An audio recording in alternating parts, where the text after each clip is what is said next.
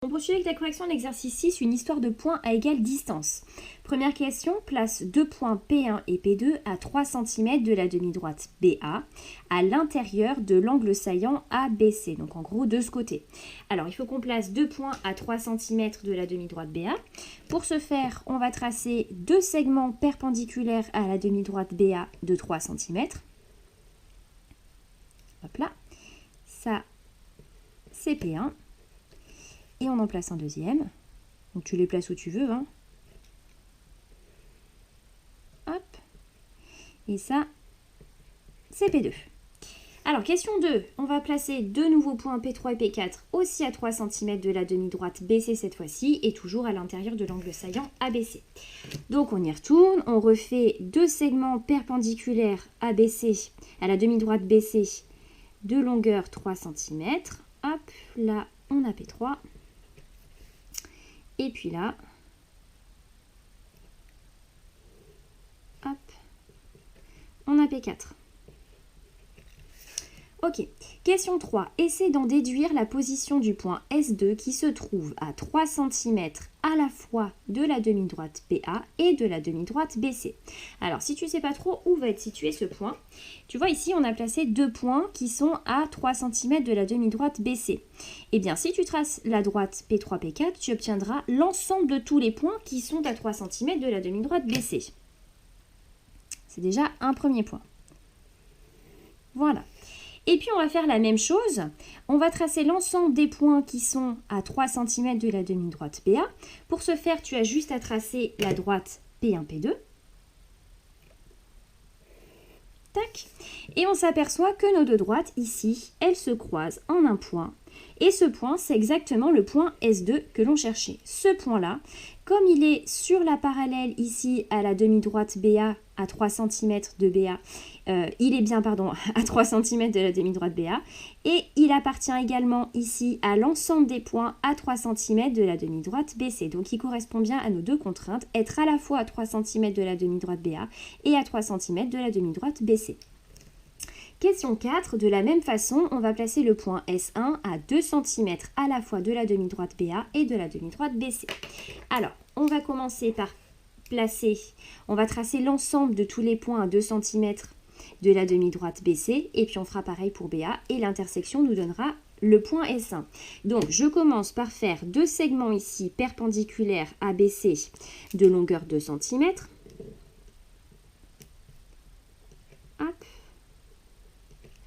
J'en fais un deuxième. Hop. Ok, maintenant si je trace la droite passant par les deux points que je viens de placer, j'ai ainsi tous les points qui sont à 2 cm de la demi-droite BC. Bon, pour que mon point soit à la fois à 2 cm de la demi-droite BC et à 2 cm de la droite BA. Alors si tu veux, tu peux refaire deux points à 2 cm de la demi-droite BA, tracer la droite qui passe par ces deux points et trouver l'intersection avec cette première droite-là.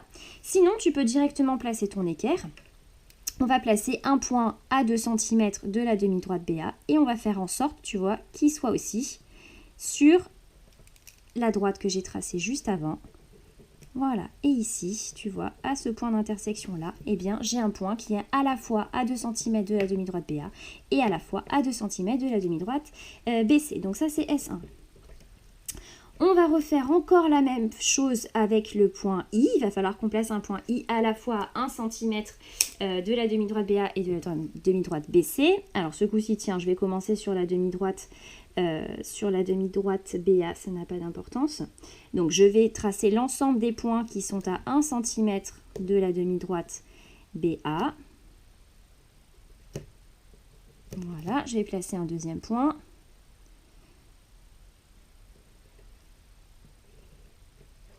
Voilà, ici. Maintenant, je vais faire l'ensemble des points qui sont à 1 cm de BA. C'est la droite qui passe ici par les deux points que je viens de placer. Et puis, je vais me mettre à 1 cm maintenant de la demi-droite BC. Et puis, je vais me déplacer jusqu'à toucher ici. Voilà, ici. Ici, c'est mon point I. Ok. Alors, que peut-on dire des points B, I, S1 et S2? Alors, ces 4 points-là, donc le point B forcément ici, on a fait en sorte, tu vois ces 3 points, de les placer à la même distance de la demi-droite BA que de la demi-droite BC. Ces 3 points-là, ils ont cette propriété-là. Et regarde, il se trouve que ces 4 points, eh bien ces 4 points, ils sont alignés. Hop. Donc on va dire que BI, S1 et S2 sont alignés. Et on a fait en sorte de placer I, S1 et S2. Ils sont à la même distance. Et c'est vrai aussi pour le point B, vu que le point B, il est sur l'intersection de ces deux demi-droites. Hein. Et ces 4 points, ils sont aussi à la même distance de la demi-droite BA et de BC, et de la demi-droite BC. Alors, quelle est la particularité de justement cette demi-droite BI pour l'angle ABC? Alors, il se trouve que si tu mesures l'angle IBC, hop, alors tu vois, on trouve 30 degrés ici. Et si tu mesures aussi l'angle ABI, hop, donc avec la précision qui nous est permise, hein, eh bien on trouve aussi 30 degrés.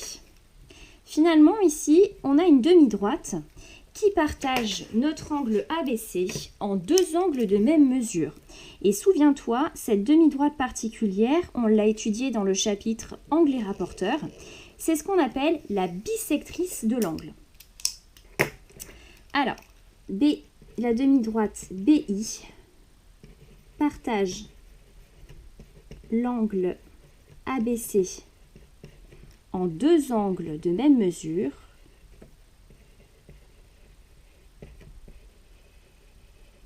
C'est la bisectrice. C'est la bisectrice de l'angle ABC. Et cette bisectrice, eh bien, on a une propriété sur elle. On sait que c'est l'ensemble de tous les points qui sont à égale distance des côtés de cet angle-là. Donc, je récapitule. On a vu, on avait vu dans le chapitre sur angle et rapporteur que la demi-droite qui sépare un angle en 2 angles de même mesure, c'est ce qu'on appelle la bisectrice d'un angle. Et on vient de voir maintenant une propriété de cette bisectrice. Elle est l'ensemble des points qui sont à égale distance des côtés de cet angle.